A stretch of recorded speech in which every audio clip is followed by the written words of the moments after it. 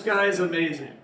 Adam Peters, standing off to my left, your right, is a Tampa Bay-based motivational speaker, facilitator who helps people navigate the change and clarity and confidence.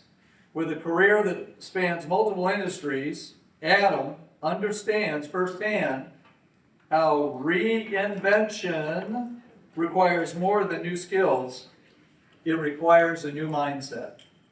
He is the organizer of Lifelong Learners of Tampa Bay. What was that? Lifelong Learners of Tampa Bay. So you heard it. A monthly personal development event series that brings curious professionals together to grow, connect, and explore what's next. Adam's work focuses on helping people move past the insecurity, the stop internalizing rejection, identify the priorities, and make career decisions clearer and more aligned. His approach emphasizes transferable skills and the belief that the success is less about starting over and more about building forward. Adam.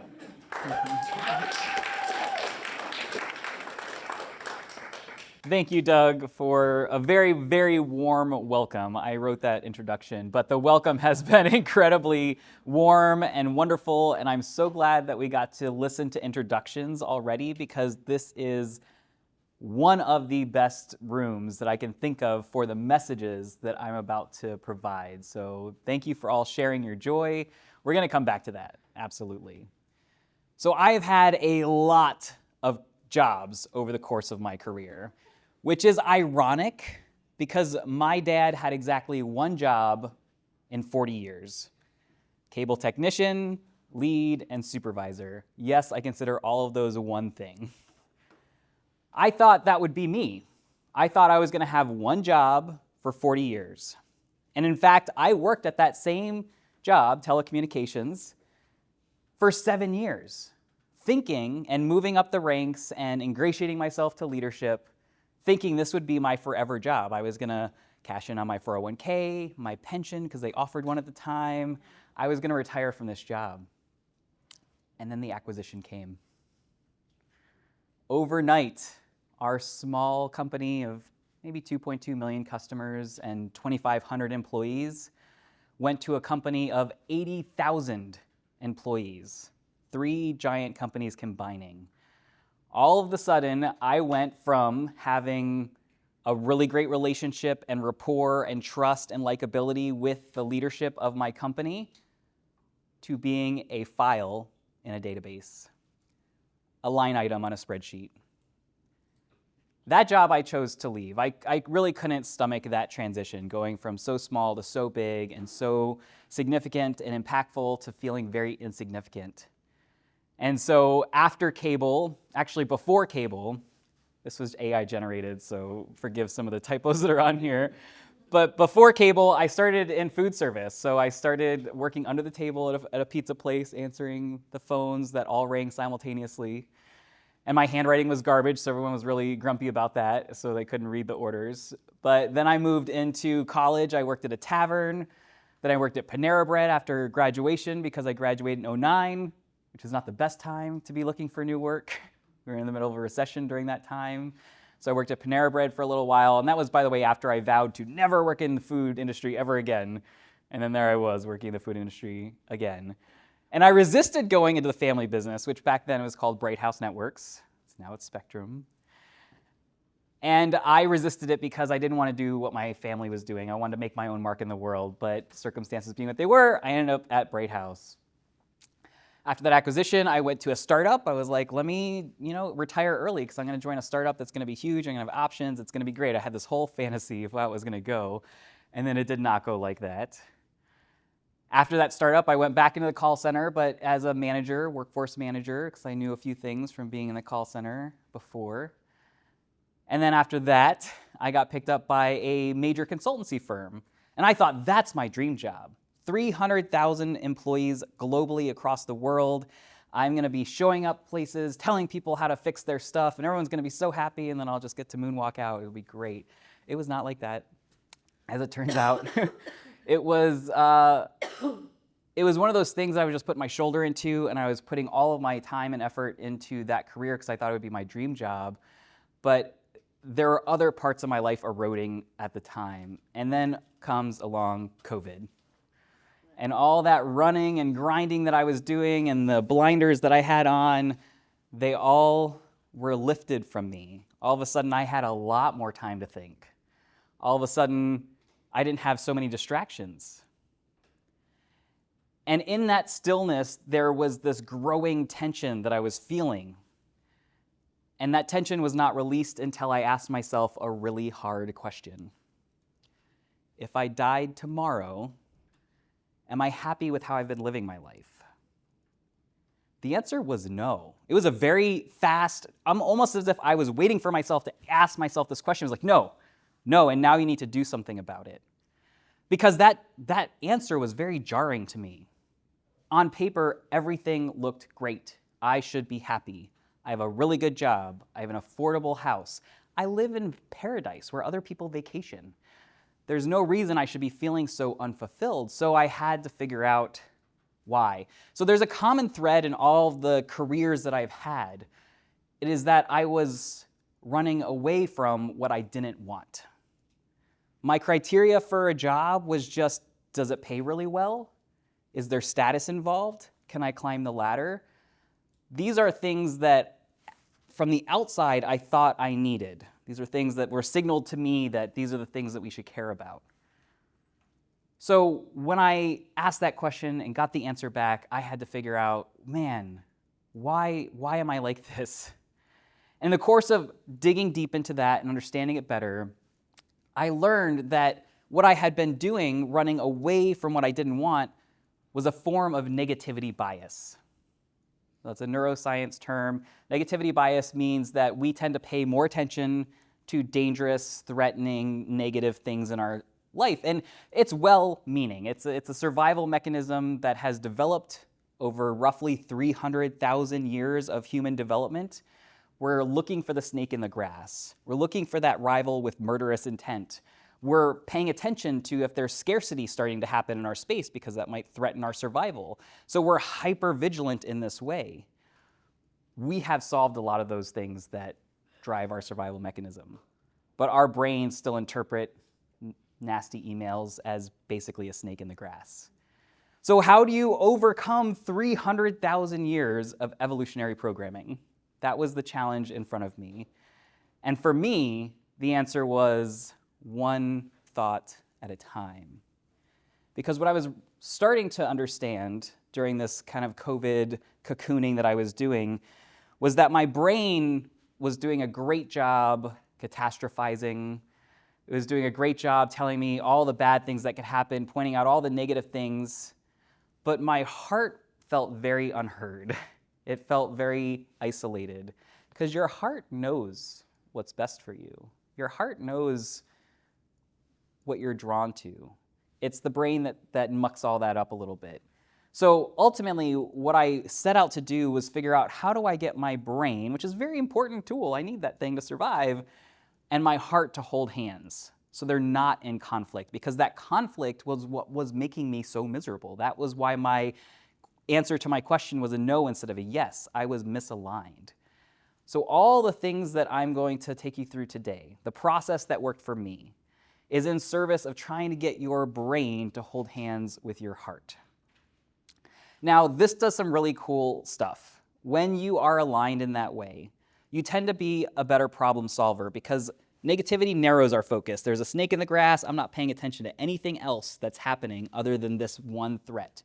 So when we feel under threat and that has us in our grips, we're very blocked off from other options. And when you're looking for work and when it's your career, your livelihood, what is more important than that in life? You don't want to be like this. You want to be like this. You want to be able to see the bigger picture. You want to be able to see the connections. You want to feel like you can move and talk to people and be authentic and not come from a place of insecurity and inferiority, right? It's also great for relationships. So when I'm not feeling insecure and I'm feeling aligned, I'm way more likely to reach out to people. I might even be more resourced to help people, which builds really strong relationships. And once you get into an ecosystem of a career or a job, whatever that looks like, That network of connections is what builds success.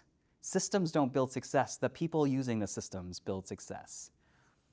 And then it helped me to stop internalizing that rejection or those failures or things that weren't going right. Those things are not a reflection of me, is what I learned through this process. So I'm going to take you through one by one. We're going to have a little breadcrumb tree that goes along here. There's 6 of these steps that helped me get to a much better place when it comes to my mindset and my ability to follow my heart, right? The first step is to declare your intent to be more positive. What we're doing in this process is we're building a more positive mindset so we can open up our perspective. You might think, I already know that I want to be positive. What's this declaring step for? It feels unnecessary. Well, the truth of the matter is, and we're going to get into this a lot more as we walk through this, your subconscious is a supercomputer. It's rendering your entire reality right now. It could take in between 11 million bits of data per second. That's a lot. So it's rendering the air temperature of the room, the shadows on the wall, the feeling of the chair under your body. It's also running most of your life. It's what's keying you into what feels threatening. It's what's paying attention to negative things because it's learned over a lifetime and evolution that that's what we pay attention to. So you consciously might say, I want to be more positive, but your subconscious needs a little bit more direction. I think we've all experienced the situation where we say something like, I really need to stop scrolling so much. I know it's not good for me, but you do it anyway, and your subconscious is cool with that. It's safe, it's familiar, and it will prompt you to do that even though it's bad for you. It's very agnostic in that way. So your subconscious changes based on how often you do something. So this declare your intent thing, it's the idea that we're going to visualize choosing a happy path. And I usually take folks through this visualization, like say you're walking down this road and the road forks. One goes left and one goes right. On the left-hand side, you have this beautiful happy path with a meadow and flowers and butterflies. And on the right-hand side of the path, you have this stinky, sewage, screeching, muddy, humid path that you could go down. That's the negative path. And I coach people to imagine yourself walking down this happy path, choosing it, getting other modalities involved. So those visual cues I just mentioned, that's just the iceberg. So we want to integrate smells. The smell of freshly baked bread, freshly cut grass, the smell of the beach, the feeling or the sound of seagulls, if that appeals to you. Integrating those other modalities, and then same thing with the negative side. Imagine like the chalk on, nails on chalkboards and bats screeching. You want to be as evocative as possible, and then imagine yourself over and over again choosing that positive path. This is you conditioning your subconscious and also conditioning your attention network that when a negative stimulus happens, I want to choose to start looking for that positive path because there's always a positive path. Might not be obvious right away, but we're going to talk about how we make that way more obvious. So the first thing I did is I went through this mental exercise and I declared to myself, this is the path that I'm going to take, and this is why it matters to me. Very evocative. Then I train myself to notice when I'm in a negative headspace, because remember, negativity bias is natural and normal. So how do you start to notice something that feels so second nature? We do it like this. We talk about what those indicators may be. So the subconscious runs most of your life. It talks to you physiologically. It also talks to you emotionally and through some of the other thought patterns, but this is the easiest one to start with. Your body is going to do something if you're triggered. So a couple of mine, I'm a muscle clencher. So when I'm stressed out, I'll start clenching my fists, my shoulders will end up in my ears, and I'll start to notice that, like, ooh, something's got me going right now. I used to be a nervous tummy person, so like maybe my tummy would start to be a little upset if I were feeling a little bit negative. There is something here that will resonate with you, and if there isn't, you live with yourself. You know what your cues are. You know what happens when you start to feel stressed out. Sometimes it can be an urge to eat. I'm an emotional eater. I want a snack when I'm feeling stressful. Is anybody willing to share something they recognize in themselves or something that they know is a cue for them? Yes, sir. Lower back pain. Lower back pain. Wow. Interesting. That's a real tie. Yeah, that's where I put it.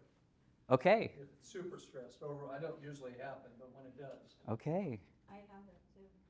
You have the back pain as well? I couldn't sit for 2 months. Wow. And it resolved. I went to physical therapy to all kinds of stuff, and then eventually I started doing yoga for 1 month, and it went away. Right. You started Now taking I care. started doing a lot of outdoors paddleboarding and Yeah. Yeah. just breathing. You listen to your body. And through that process of resolving that issue, you're also having some great benefits to your mental health through yoga. There's breathing, there's being in nature is excellent for your health. So thank you for sharing. I want to, you're exempt, Doug, but 100%. thanks for answering a question. I know it takes a little bit of bravery to speak up. But this is why it's so important to know, listen to your body. It's not just happening like, oh, this is just what happens to me. It's a signal from your subconscious to say, there's something to address here, please address it before I give you a chronic illness, right? So we want to start paying attention. So train yourself to notice. That's the second thing that I did.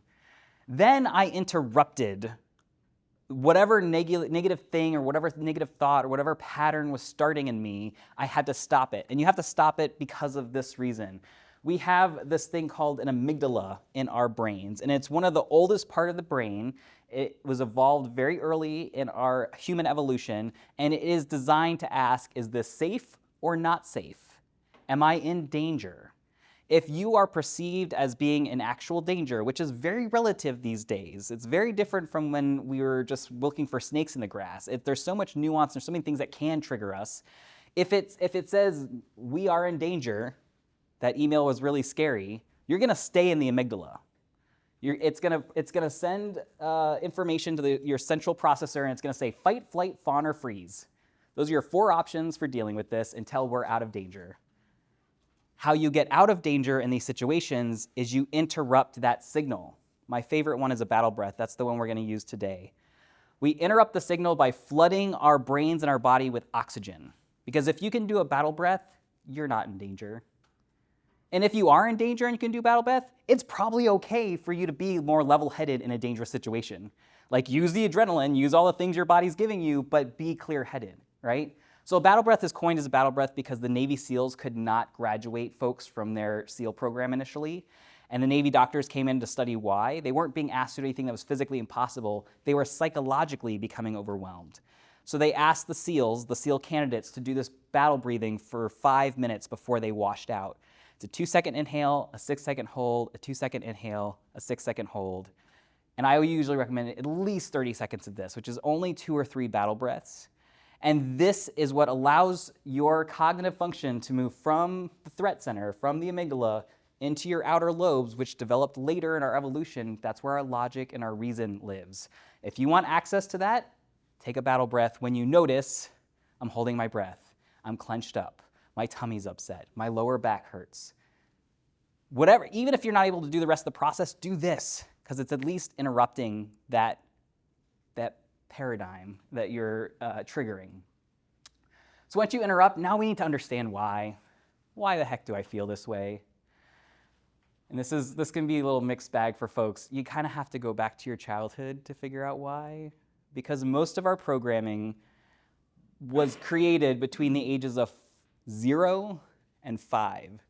So you were born with 100 billion neurons in your brain. That is a lot of gray matter storage, and you fill it up fast. Within the first 5 years, your brain has developed to 90% of its full development. And that is the foundation that your adult life is built on. And unless you've examined that foundation and made renovations, you could very well still be a kiddo walking around an adult's body with kid coping mechanisms, and we're going to talk about what that looks like. I got a personal example.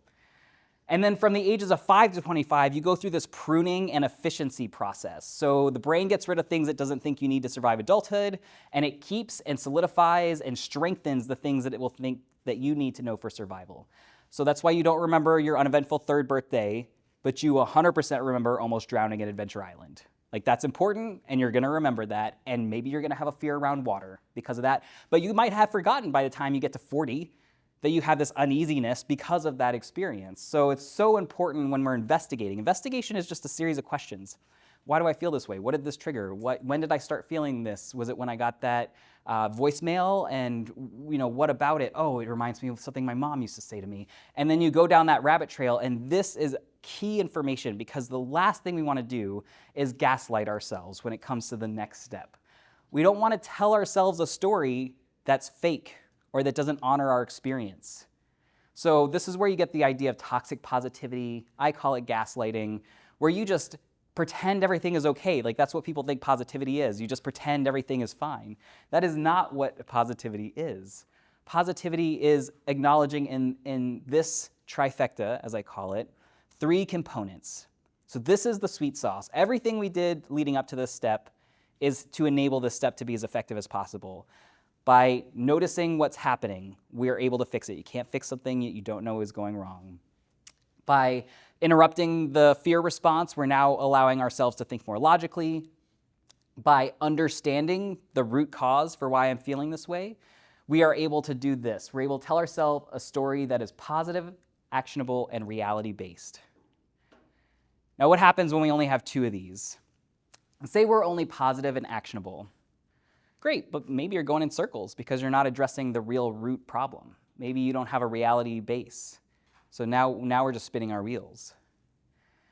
If it's positive and reality-based, then we don't have that feeling of agency.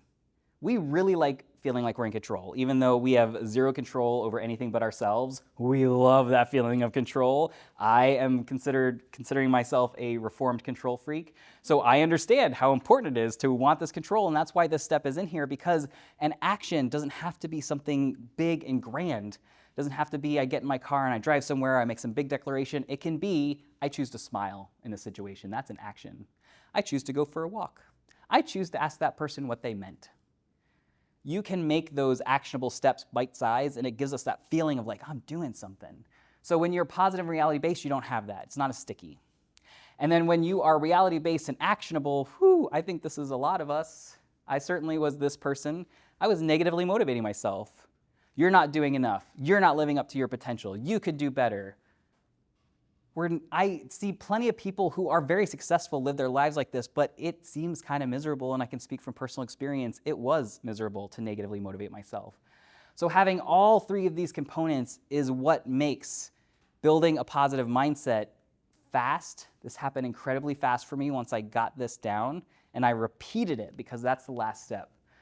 You have to repeat this process so that you can build new neural networks.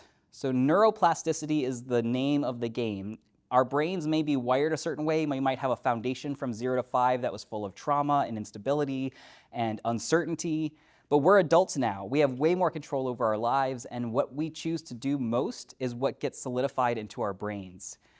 So we used to think that we could only make so many connections, but neuroscience is finding you can rewrite your brain at any time in your life. It's a little harder as you get older, but there's tricks and tips you can integrate into your life to make it a little easier. But these dendrites and synapses, they talk to each other, and they form these networks, and they can grow infinite little branches. And what you use less gets shrunken and goes away, and what you use more gets solidified. So the repeat step is just as important as every other part of this step, because this is how we make this process automatic. So I know we are running close on time, so I'm going to just walk you through my case study. This is my case study of not feeling heard at work. Does anyone have that experience where they didn't feel heard at work? Yeah, okay. This used to infuriate me. So what did I notice once I started learning about how to understand my thinking more? I would whine. There was a whininess in my voice when I would be like, here's an idea. And they're like, yeah, we don't care. I'd be like, no, you don't understand. Whew, that was mortifying. Mortifying when I realized that I was that guy. And I think I might even stomped a foot at some point in my career. Like, that is hard to look in the mirror, but it's okay. I'm not judging myself. I'm growing myself, right? So how did I interrupt it? Sometimes I would hear the whininess in my voice before it came out, and that I would take that as a cue to breathe. Just be like, I'm triggered. It's about to whine. I'm gonna breathe instead. What did my investigation uncover? Not being heard made me feel like a kid again.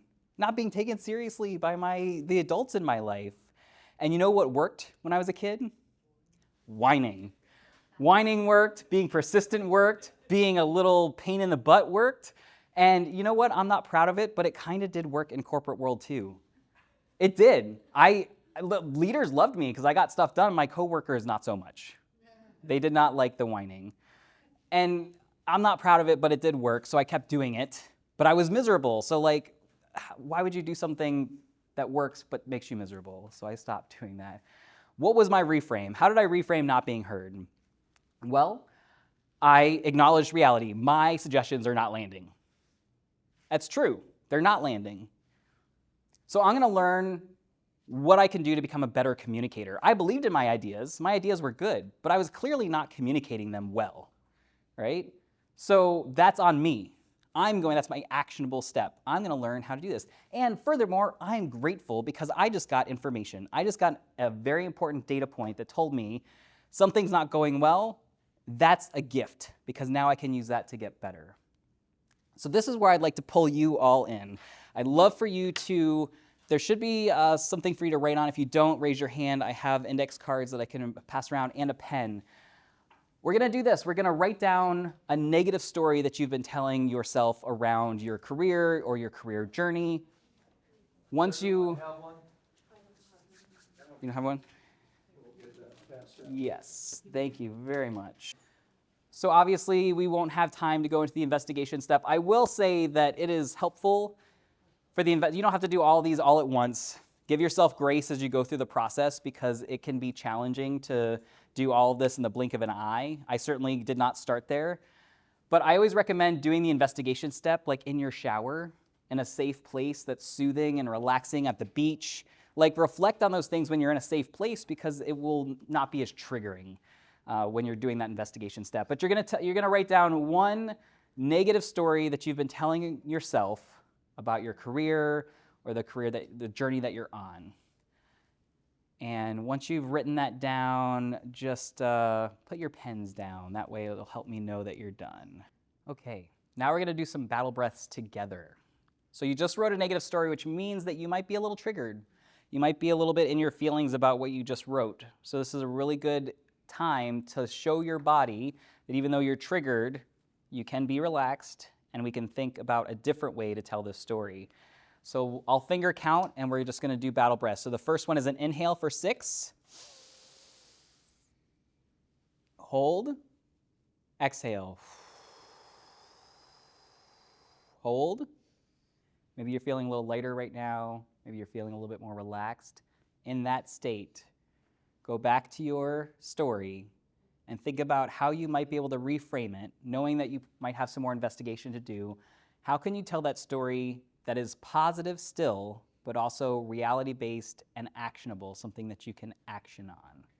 100%. 100%. Listen, the stories that we tell ourselves every day, that's what creates our reality. Reality is subjective. 2020 has taught us anything. Reality is subjective. What we tell ourselves matter, what we repeat to ourselves matter, and oftentimes those negative things, those negative stories we tell ourselves, those are actually just 4 or 5 thought patterns on loop. They just repeat. So if you could take 1 or 2 of those loops out of the rotation and not just remove them, but replace them with positive stories, positive affirmations, that is what broadens your perspective instead of staying narrow. So I am so excited for everybody in this room. It sounds like there's been some great breakthroughs. Such a great time. You've been a wonderful crew. Thank you so very much.